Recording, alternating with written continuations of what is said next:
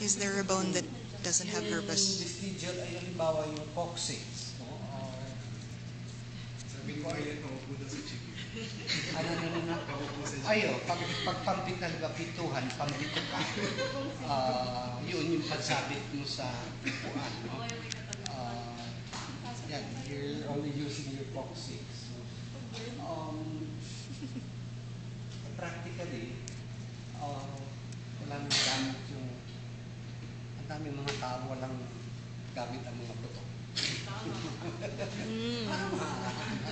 Anyway, so what else? So yung ano pa, what are the other wages we have to pay for being biped? No?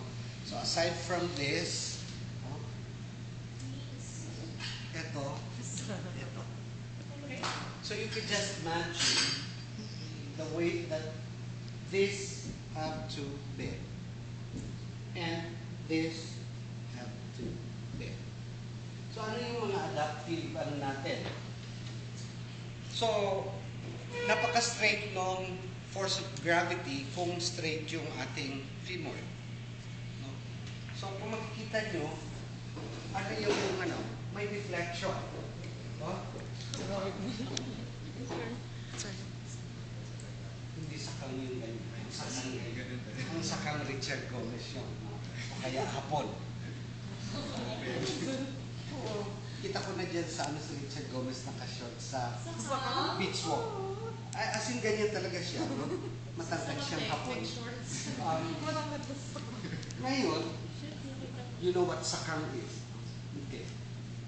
So this is may deflection. But still, a lot of humans suffer. No? I mean, you could just imagine the gymnast. Constant thousands of battering of the joints of. Kaya kung ba sila maliliit? Hindi, maliliit yung pinipili nila kasi mas madaling umikot pag maliit ka, no? Na-imagine mo magtatlong somersault si Jabat, no? Di ba? Samantalang si Mahal, pwede mong itapon yung kanila, nakakasampu yung ikot bago mo sa akin. And then here, but look at how we, hindi, meron tayo ba? Yung adaptive, ano natin, no? So, our foot would have this arching that would somehow buffer the battering of a biped. So actually, there's a strong belief that bipedalism is actually an adaptive, more adaptive to long distance walking than running. And it's highly energy efficient. And well, at this point, paleoanthropologists or anthropologists believe that our ancestors really evolved in hot savanna environment, and exposure would be more if you are quadruped. No? Standing up would be reducing a lot of body surface being exposed to heat. Even if you have to get into a narrow place, you can get into a narrow place better walking upright than you can on all floors because you take more space. There are several adaptive, sa ano na yun, sa mga squatter areas, adaptation kasi mga eskinita na lang yun. So yung mga flat-footed, tulad ko. So yung mga flat-footed, you could just imagine the impact on the foot of the ako naman, medyo mataas yung arch ko. I have another story. Mabilis ako, no? Share it. I have another story about that. In 3 months, naka-11 na ako sa aking 100-meter dash. No? Sir, I was So, I was in the mountains in Cebu, and it was a group of us on this trail, and so I was like near the end, and we're walking on this footpath in the mountains.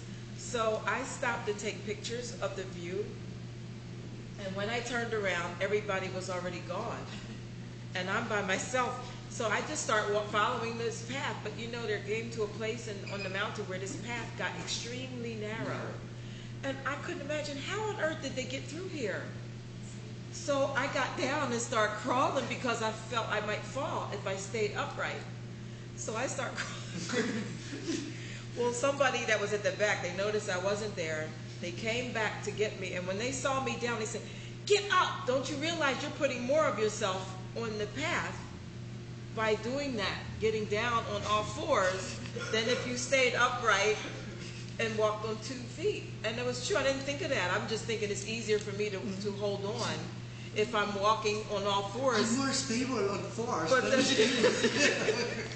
But after, when I stood up, of course, it was easier to walk that way, but I didn't think that way. I was, I don't know if that makes sense that's why I said, in that case, the people are used to that. They just stay upright, because if they were to get down on all fours, the chances of falling is greater off that mountain.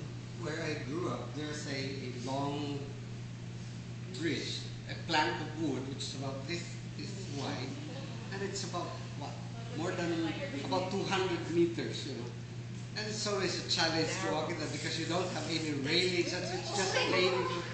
And especially if it's high tide or low tide, I think that the tide is coming in and going out. Oh my God. I mean, you feel dizzy because under the bridge. No rope?